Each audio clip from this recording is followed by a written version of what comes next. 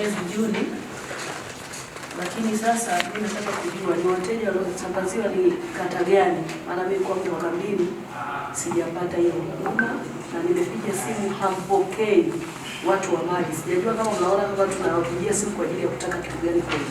Kwa hiyo mimi nataka kujua ndani ya kata nzima marekebisho alafu na usambazaji. Je, nimesambaza wapi?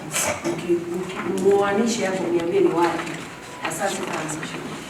Unaiona hapo ni ya wateja waliounganishiwa maji majumbani mwao. Sio kwamba tumeenda kufanya shughuli katika kata au mtaa fulani. Na kama nilivyosema mwanzo, kutokana na changamoto kubwa ya maji, hatuunganishi maji kila kata au kila mtaa.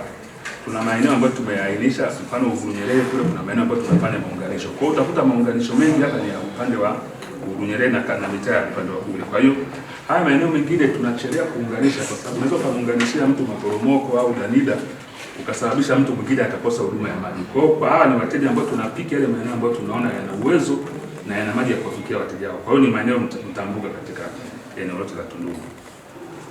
Naomba kuwasilisha. Mimi napokea simu, siseme uongo. Napokea simu na madiwani wengine ni mashahidi hapa, tunawasiliana vizuri sana. Na unless kama ni kitu cha tofauti sana, tuna group la madiwani na mamlaka ya maji. Kama pana hoja ikija kule mimi naifanyia kazi. Kwa hiyo mimi simu napokea sana. Mpaka usiku huwa napokea simu. Na namba yangu ni moja, huwa haizimu hiyo. Kwa hiyo Mheshimiwa Shemge nitakupa na hiyo namba yangu, ukipiga ukiona sijapokea, naomba iwasilishwe kwa mwenyekiti kwa hatua zaidi.